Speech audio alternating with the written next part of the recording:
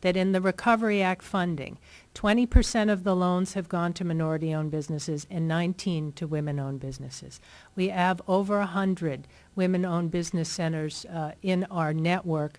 We currently have a new and very talented and energetic person running these who has conducted regional meetings and has visited all of them and is coming back with a lot of ways to improve and help this important constituency, and we're going to execute on that.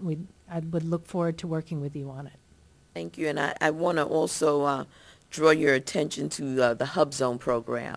We're all aware that the Hub Zone program encourages small businesses to locate in and hire from the nation's most distressed communities. Given that the focus of this hearing is exploring ways to address mismanagement, I'd be remiss if I didn't ask about the progress in the areas of certification of Hub Zone firms. At a hearing before this committee in March, GAO testified that the SBA fell short in removing certain fraudulent companies from Hub Zone participation, and this oversight resulted in another $7.2 million in Hub Zone contracts being awarded to those same firms. I want to be clear that there's no place in this economic climate for fraudulent firms to take opportunities that belong to more deserving entities. So would you please comment on the progress and oversight of the Hub Zone certification, decertification process in order to address this imperfection? This is a good program, and it should not suffer due to the shortcomings such as the ones that I've described. Thank you. Yes, we are at this moment have initiated a business process reengineering. So that's a full start to finish re-engineering with an outside firm that we've hired is in place on the certification process in Hub Zone because of the issues that you've described. So we're going to we've tightened it up. We require more documentation already, but we're also going to do a business process re-engineering of it.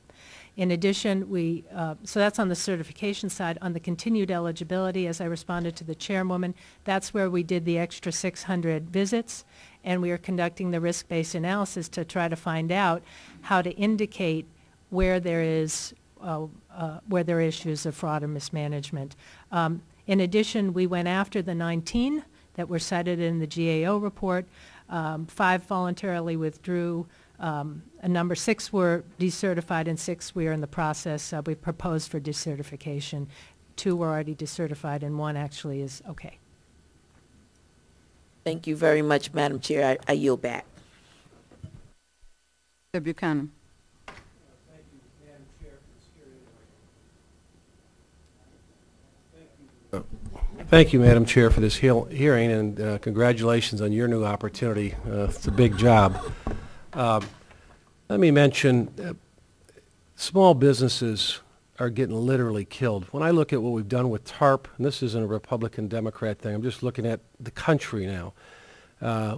All the big banks, AIG, everybody got a lot of money. Small business was supposed to get something. It was supposed to be more credit available. There is no credit. I did a town hall meeting with businesses about 2 months ago.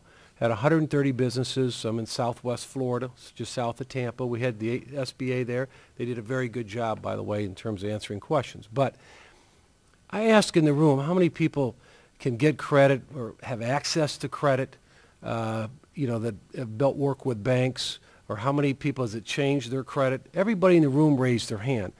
I want you to know I've been in business 30 years. I've been on bank boards for 20 years. We, in Florida anyway, every region's different in the country, there is no credit. They might say there's credit, but the reality of it is if you put up $1 million CD, they'll lend you $1 million.